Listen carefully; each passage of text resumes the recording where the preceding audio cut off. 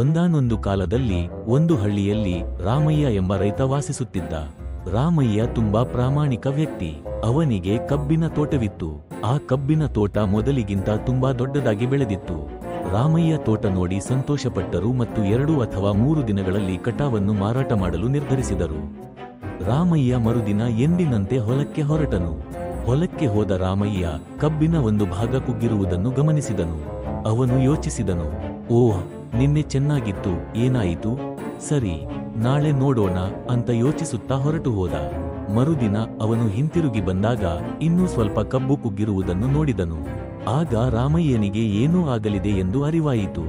ಅವನು ಅಲ್ಲಿ ಕಾಯುತ್ತಿದ್ದನು. ಏನೇ ಆದರೂ ಕಳ್ಳನನ್ನು ಹಿಡಿಯಲು ಕಾಯುತ್ತಿದ್ದನು. ಅಷ್ಟರಲ್ಲಿ ಆ ಪ್ರದೇಶವು ಇದ್ದಕ್ಕಿದ್ದಂತೆ ಬೆಳಕಿನಿಂದ ತುಂಬಿತು. ನಂತರ ಬಿಳಿ ರೆಕ್ಕೆಯ ಆನೆಯೊಂದು ಆಕಾಶದಿಂದ ಹಾರಿ ಬಂದು ಕಬ್ಬಿನ ಒಂದು ಭಾಗವನ್ನು ತಿಂದು ಹಾರಿಹೋಯಿತು. ಆ ವಿಚಿತ್ರವನ್ನು ನೋಡಿದ ರಾಮಯ್ಯನಿಗೆ ಬಿಳಿ ಆನೆಯೊಂದು ಬಂದು ಕಬ್ಬು ತಿನ್ನುವುದನ್ನು ನೋಡಿ ಆಶ್ಚರ್ಯವಾಯಿತು. ಹಾಗಾಗಿ ಇದರ ಹಿಂದಿನ ರಹಸ್ಯವೇನು ಎಂದು ತಿಳಿಯಲು ಅವನು ಮರುದಿನ ಹೊಂಚು ಹಾಕಿ ಕಾಯುತ್ತಿದ್ದನು. ನಂತರ ಅದೇ ಬೆಳಕು ಮತ್ತೆ ಕಾಣಿಸಿಕೊಂಡಿತು. ಅದೇ ಆನೆ. ಚಂದ್ರ ಮತ್ತೆ ಉದಯಿಸಿ ಕಬ್ಬು ತಿಂದು ಹೊರಡುವ ಮುನ್ನ ರಾಮಯ್ಯ ಧೈರ್ಯ ತಂದು ಆನೆಯ ಬಳಿಗೆ ಹೋದನು. ಆದರೆ ಅದು ಶೀಘ್ರದಲ್ಲೇ ಹಿಂತಿರುಗಿತು. ಏನು ಮಾಡಬೇಕೆಂದು ತಿಳಿಯದೆ ರಾಮಯ್ಯ ಆನೆಯ ಬಾಲವನ್ನು ಹಿಡಿದು ಅದರ ಹಿಂದೆ ಹಾರಿದನು. ಆನೆಯ ಬಾಲವನ್ನು ಹಿಡಿದುಕೊಂಡು ಹಾರಿ ಹಾರುತ್ತಾ ಒಂದು ಮಾಂತ್ರಿಕ ಲೋಕವನ್ನು ಪ್ರವೇಶಿಸಿದನು. ಆ ಲೋಕವನ್ನು ನೋಡಿ ರಾಮಯ್ಯನಿಗೆ ತುಂಬಾ ಸಂತೋಷವಾಯಿತು. ಹಕ್ಕಿಗಳ ಚಿಲಿಪಿಲಿ ಮತ್ತು ಅಲೆಗಳ ಶಬ್ದವನ್ನು ನೋಡಿದಾಗ ಈ ಜಗತ್ತಿನಲ್ಲಿ ಏನು ತಪ್ಪಾಗಿದೆ ಎಂದು ಅವನು ಯೋಚಿಸಿದನು. ಆ ಲೋಕದಲ್ಲಿ ಅಲೆದಾಡುತ್ತಿರುವಾಗ ರಾಮಯ್ಯ ಒಂದು ವಿಚಿತ್ರ ಮಾವಿನ ಮರವನ್ನು ಕಂಡನು. ಅದರಲ್ಲಿ ಬಹಳಷ್ಟು ಹಣ್ಣುಗಳಿದ್ದವು. ರಾಮಯ್ಯ ತಕ್ಷಣ ಮರದ ಬಳಿಗೆ ಹೋಗಿ ನೋಡಿದಾಗ ಅದು ಸಾಮಾನ್ಯ ಹಣ್ಣುಗಳಲ್ಲ, ಬದಲಾಗಿ ಚಿನ್ನದ ಮಾವಿನ ಹಣ್ಣುಗಳಾಗಿದ್ದವು. ಅವರನ್ನು ನೋಡಿ ರಾಮಯ್ಯನಿಗೆ ಇನ್ನಷ್ಟು ಆಶ್ಚರ್ಯವಾಯಿತು.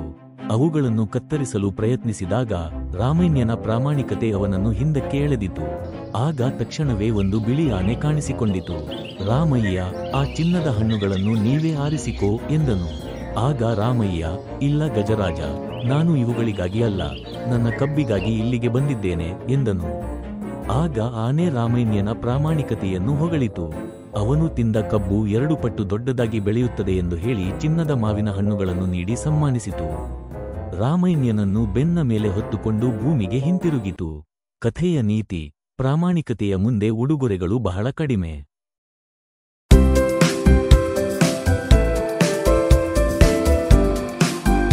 Please subscribe my channel for more videos.